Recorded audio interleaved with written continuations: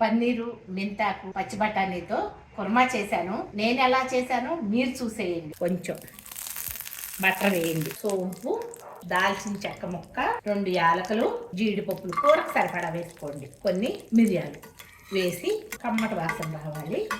రంగు కోసం 4 కాశ్మీరీ చిల్లీలు, 2 మన ఎండుమిరపకాయ ఇలా వేయించి జార్లో తీసేద్దాం. కొంచెం నూనె వేద్దాము, బటర్ చిన్న క్యూబ్స్ వేద్దాం. నేను 2 ఉల్లిపాయలు తీసుకున్నాను, మీరు కూరకు సరిపడా తీసుకోండమ్మా. 2 మీడియం సైజు ఉల్లిపాయల్ని వేసేద్దాం. వేగుతానికి తగినంత ఉప్పు వేయండి.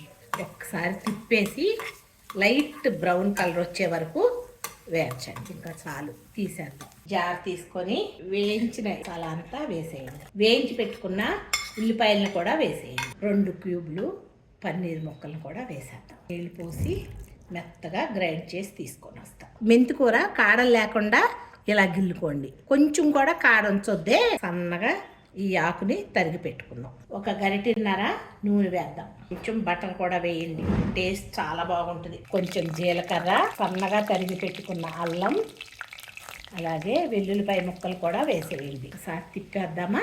ఇప్పుడు పచ్చి బఠానీల సీజన్ కదమ్మా, ఈ టైంలో ఇటువంటి కూరలు చాలా టేస్టీగా ఉంటాయి. మీకు సరిపడా పచ్చి బఠానీ వేసేసుకోండి. 1/4 కిలో పచ్చి బఠానీ వేసాను. పై మీద పెట్టి దగ్గరుండి వేయించండి. ఇలా కొంచెం వేగిన తర్వాత మీడియం ఫ్లేమ్లో పెట్టి మూత పెడదాం. కొంచెం నూనె వేద్దాము. పన్నీర్ వేయించడానికి పన్నీర్ని వేయించేద్దాము. నిదానంగా పన్నీర్ ముక్కల్ని లైట్ బ్రౌన్ కలర్ వచ్చే వరకు వేయించేసేయండి. నీళ్లు రెడీగా పెట్టుకోండి. వేగగానే వాటర్లో వేసేస్తే గట్టి పడకుండా ఉంటుంది పన్నీరు. పచ్చి వాసన పోయేటట్టుగా వేగాలి. ఇలా వేగుతున్నప్పుడే సన్నగా తరిగి పెట్టుకున్న మెంతి కూరని వేసేయండి. ఒకసారి తిప్పేద్దామా, మూత పెడదాము సిమ్ మీద పెట్టి. ఇంకొకసారి ఇలా తిప్పేద్దాం. మెత్తగా మిక్సీ పట్టుకున్న మసాలానంతా వేసేద్దాం. వేసి మొత్తం అంతా ఒకసారి తిప్పేసి జార్ కడిగిన వాటర్ని కూడా పోసేద్దామే.